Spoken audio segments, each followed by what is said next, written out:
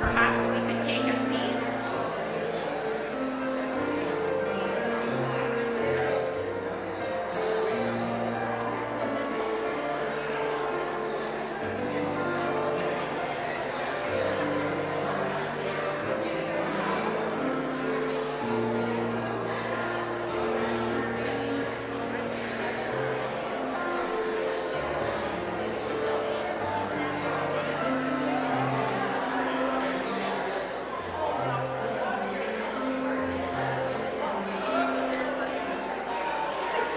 Hello. Perhaps everyone could take their seat. Thank you.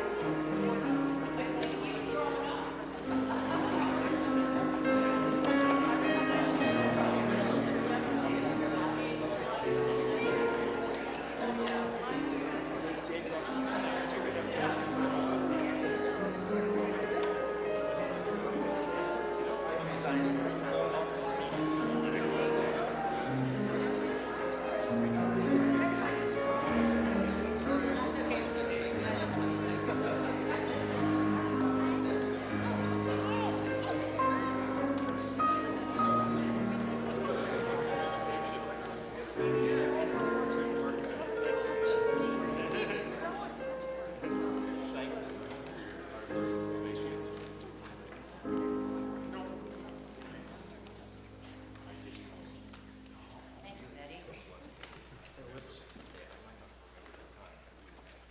In the third row, there's a seat there. Bet.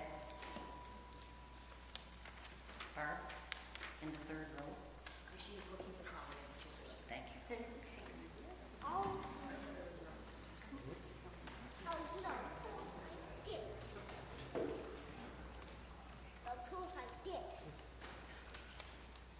Well, good afternoon. Just hold on a second here. Let's stop. I would like to thank the family for their invitation to me to be here today with you. I would also like to invite you on behalf of the family to the reception following today's service, and that's at 93 Keating Drive in Elora. Good afternoon and welcome to the celebration of life for Shirley Ann Moore. I am so honored to welcome you to this church. This is the church that Shirley called her place of worship, her home church. And this is where her faith was strengthened. This is the church in which Shirley served as organist, piano, or at the United Church Women's Group meetings, or in the kitchen to bring you a cup of tea, or maybe as a greeter at the back to welcome you to worship, or long ago in the church. Can I give him something or no? He's mad at me already. As I said, to welcome you as a greeter for worship, or a long time ago, she was in the Church Friendship Club with her dear husband, Dr. Roy Moore. That's how long they have been in this church. Shirley loved this church, and she loved the hymns. And you're going to hear one of those hymns. There was one particular hymn that Shirley was heard to be saying how much she enjoyed it. And this hymn, it tells you, in the bulb, there is a flower. In the seed, an apple tree. In cocoons, a hidden promise. Butterflies will soon be free. This is a relatively new hymn. It's also a hymn that is an invitation to hope. We stand in hope today. There is something more to come that we don't know about right now. Shirley knew that a very long time ago. And here's that very hymn that she loved.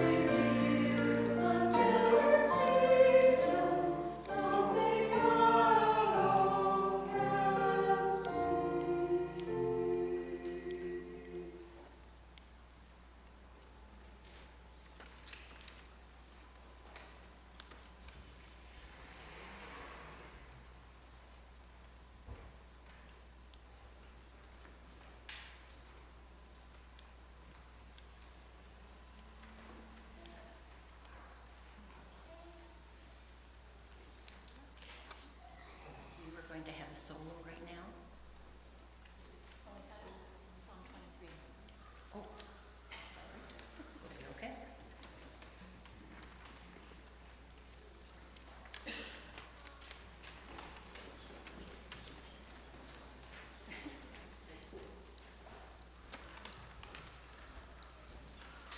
No one should ever forget Psalm 23.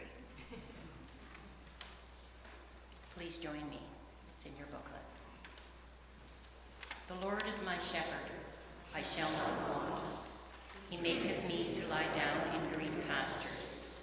He leadeth me beside the still waters. He restoreth my soul. He leadeth me in the paths of righteousness for his name's sake. Yea, though I walk through the valley of the shadow of death, I will fear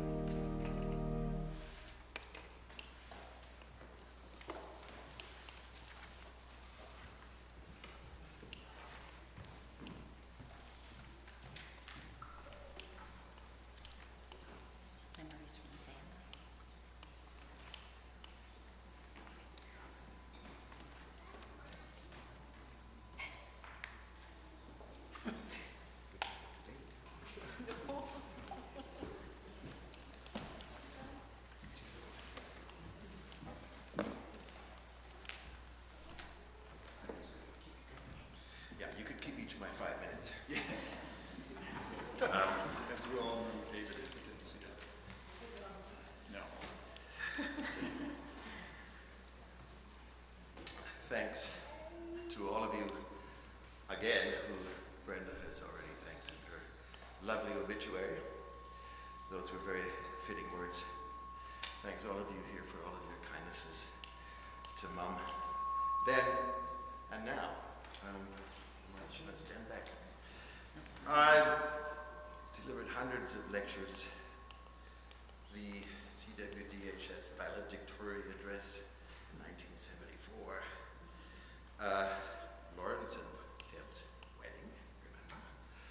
In a beautiful park poking into Lake Ontario.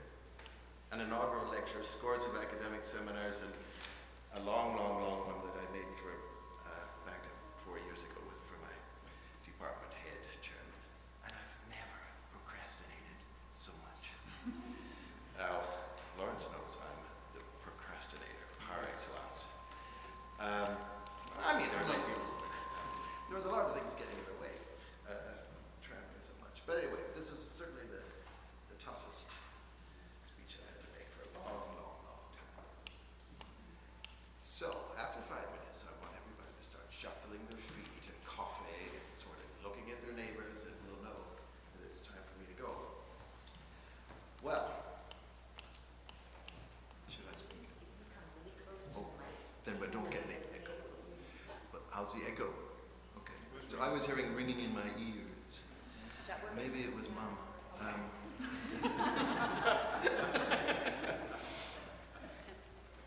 So Shakespeare came to mind because I would often talk about shuffling off the mortal coil. To die, to sleep, perchance to dream.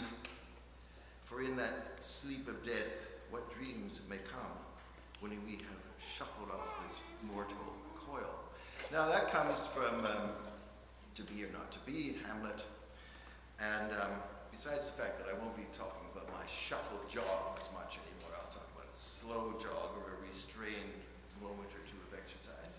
The shuffling off phrase in Shakespeare talks about, Hamlet considering whether or not to commit suicide. Now,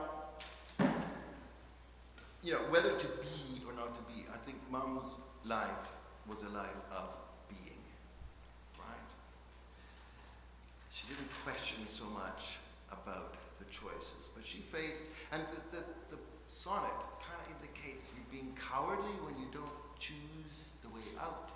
I think Mum was brave, courageous, in a quiet and kind way about living a life of kindness, justice, being really good to her kids and her grandchildren and her friends. And when I think back to the days before Mum died, I think she died very peacefully and relatively painlessly.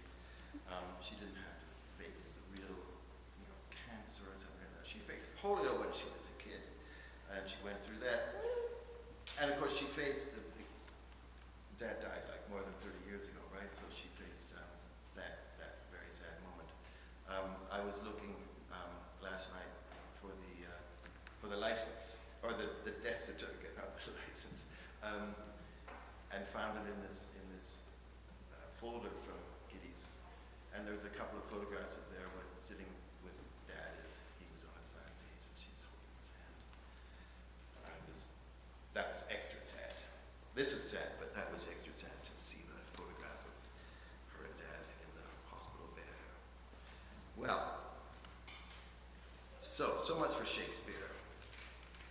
Mum made a choice to live, and she lived very, very well. The fear, I don't think she feared the unknown, because I think she felt fairly secure that she'd make the right choices. So life was actually relatively kind to Mum in the events that she could control, aside from polio and Dad dying. She had found good friends, church, community, wherever she lived. She made a peaceful transition from the Baptist Church to the United Church when she took up playing the organ in Guelph at the Dublin Street United Church, and that's where she met Dad. And there are lots of letters left in her collection attesting to the engagement years, letters back and forth. And a lovely story, I think, that Gary's granddaughter made about how they fell in love. A blind date started it all off.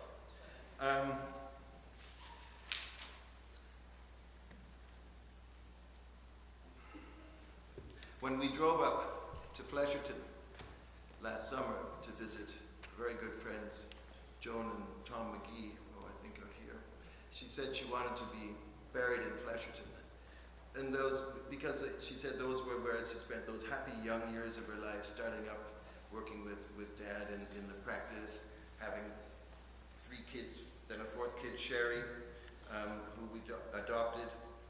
So that's where we're going to travel on Monday with her ashes, and we'll bury her ashes there with Dad's. She kept Dad's ashes in the house because I don't think she really knew what she was going to do with them, but she decided last summer, when she pretty much knew, things were coming to that stage, that she'd like to be buried in Flesherton.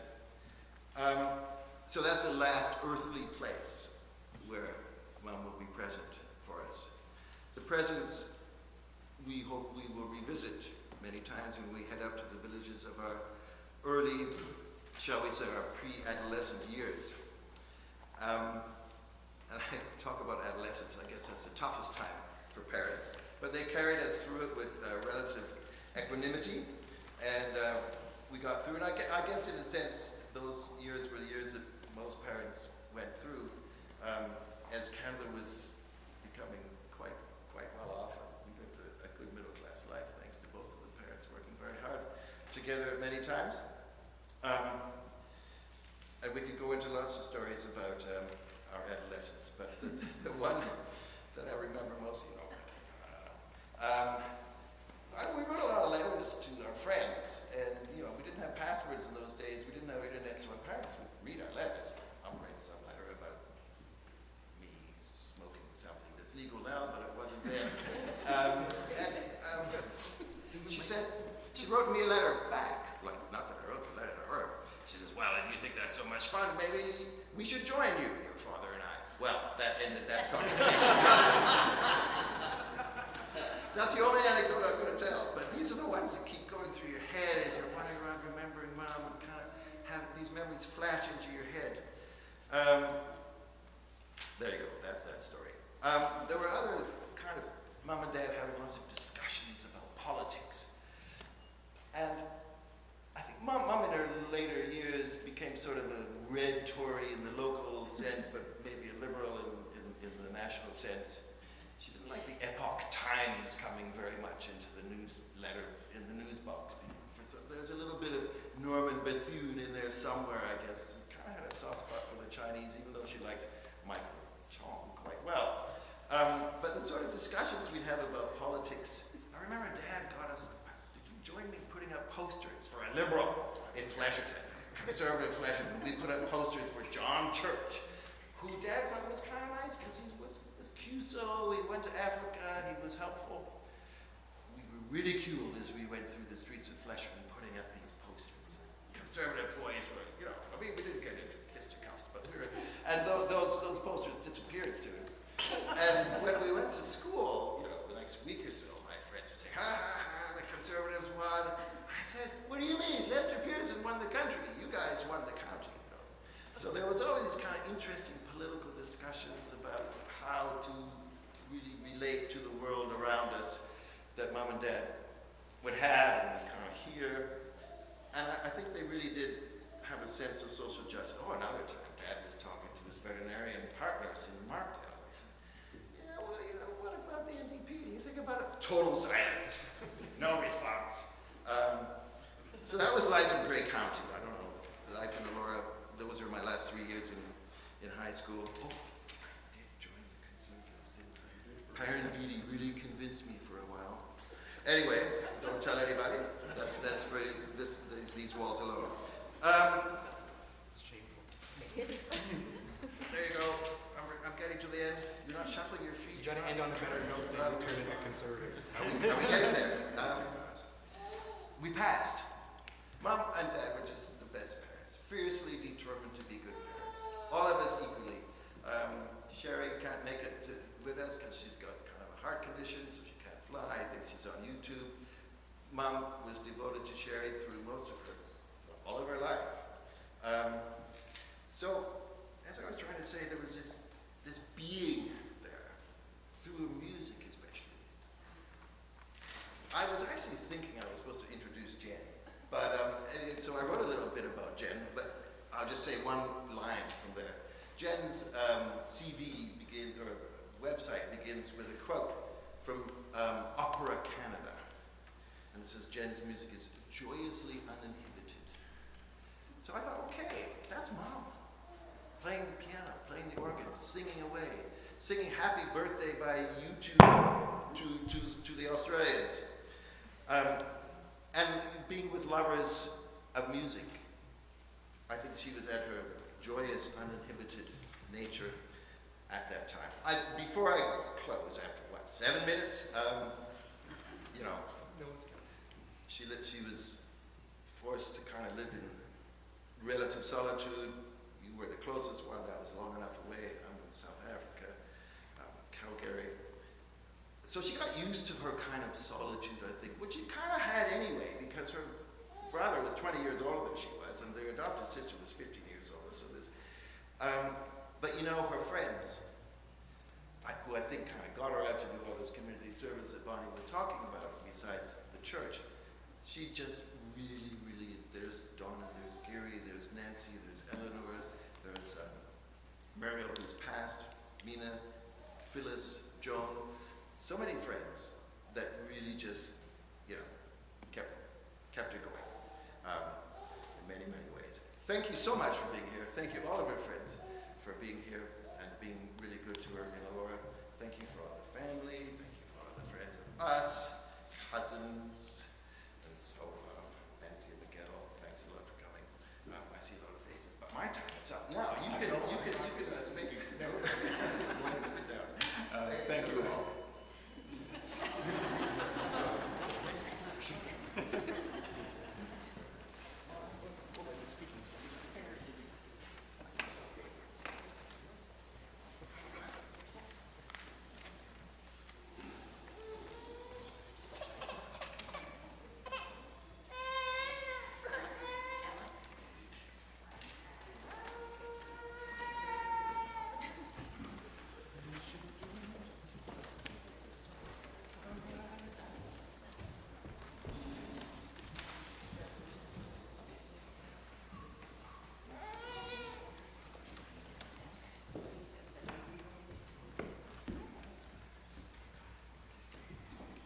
A poem in memory of our Grandma Shirley.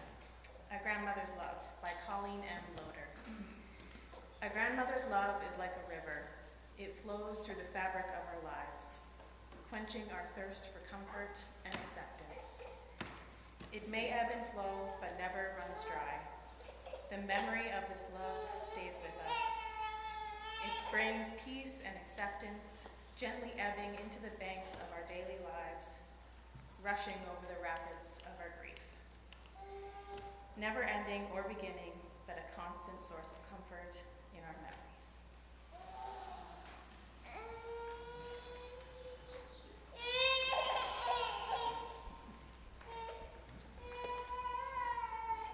To those I love and those who love. When I am gone, release me, let me go. I have so many things to see and do. You mustn't tie yourself to me with tears. Be happy that we had so many years. I gave you my love, you can only guess how much you gave to me in happiness. I thank you for the love you each have shown, but now it's time I traveled on alone. So grieve a while for me if grieve you must, then let your grief be comforted with trust. It's only for a while that we must part, so bless the memories within your heart. I won't be far away, for life goes on, so if you need me, call, and I will come. Though you can't see or touch me, I'll be near, and if you listen with your heart, you'll hear all of my love around you, soft and clear. And then, when you must come this way alone, I'll greet you with a smile and welcome home.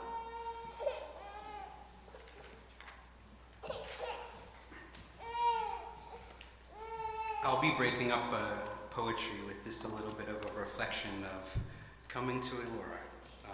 So, growing up Growing up far away in Alberta, it was always really nice to come here for the summers and Christmas and see and meet all these people who knew my mom, grandparents, and uncles growing up. Running down to the quarry for swims, going to see the cool house with the leopard and the tiger that had the fence in it, going to Stratford to catch a Shakespeare, or going to Aunt Millie's farm to feed the cats and grab some eggs, or to go visit old family friends like the Robinsons in Flesherton. It's really heartening to see you all here, and I'm really sure that Grandma's down looking over us and overjoyed to see her 4 great-grandchildren here as well. I remember when I was reading something in the letters and the writings that my grandmother kept from when my grandfather passed away, and one of the things kind of jumped out to me that the Reverend at the United Church at the time wrote to Grandma.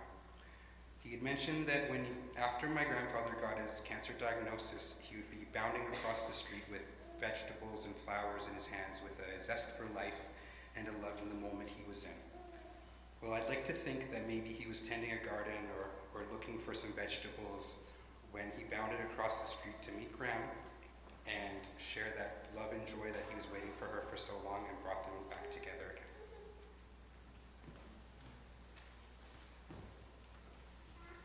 Hello, thank you all for being here.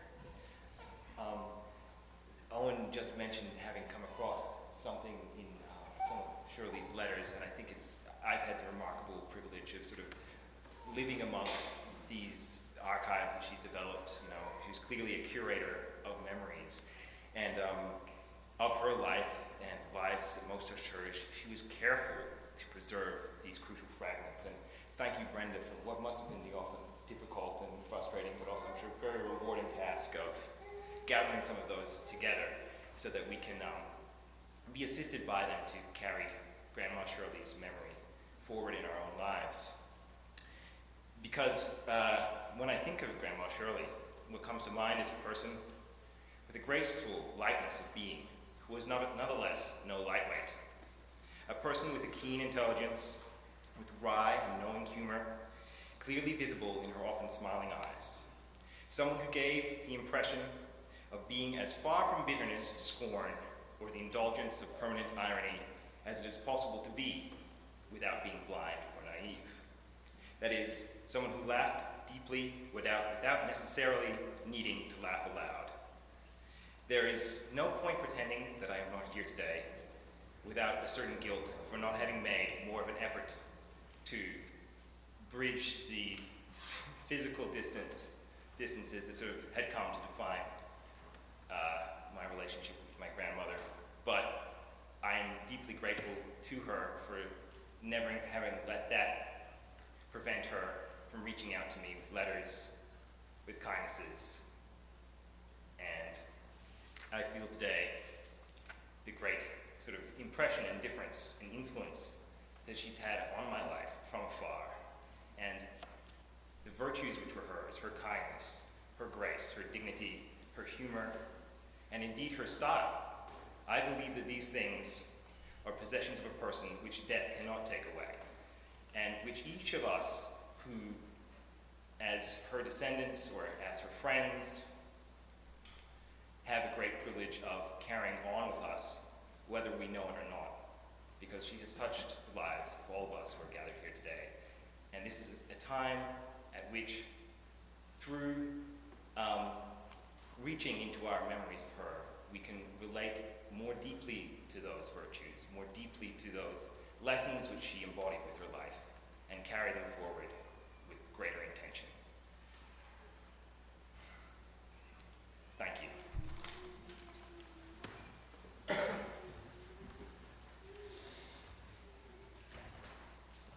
So this is a poem that Alvina wrote for her grandma. They both shared a love of dogs and animals in general. Are you going to sing it or say it? Say it, okay. We hope you have a dog in heaven. We hope you have a dog in heaven. We know you'll love a dog in heaven. It will be black with dark brown eyes and floppy ears. You'll never have to say goodbye to your cats and dogs friends and family.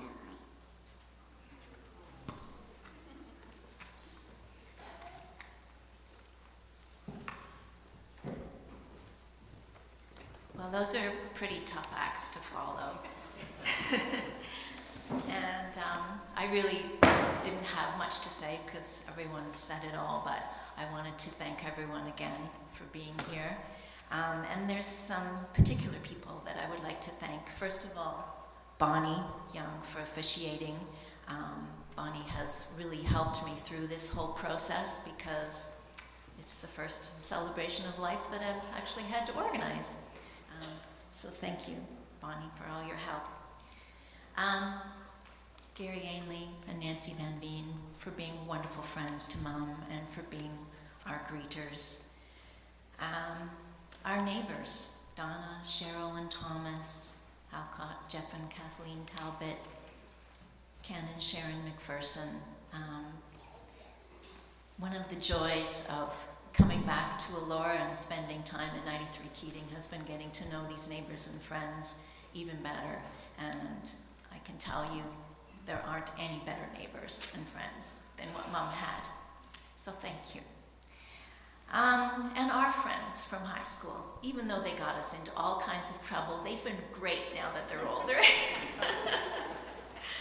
Paul and Mary, Norm and Shirley, for feeding us, taking care of us, laughing with us, listening to us. Debbie and Athol, forever. I've probably missed some people. This is kind of like the Academy Awards where you could go on and on forever. For the music, Jennifer, Betty, and the choir, really appreciate you for showing up on such a beautiful day. So thank you on behalf of Mom. Thank you, and we'll see you all back at the house and share some more wonderful memories. Oh yes, and don't forget to sing the very last song.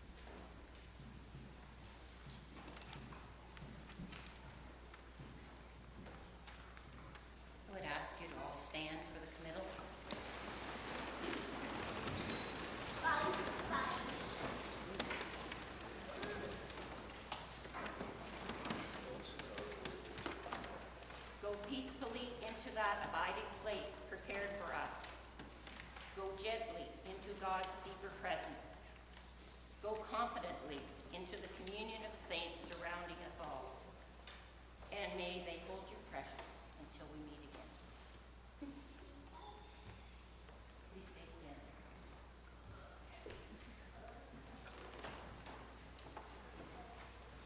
Now go in peace, and may the grace of Christ go with you all. And we're going to stay standing if we may.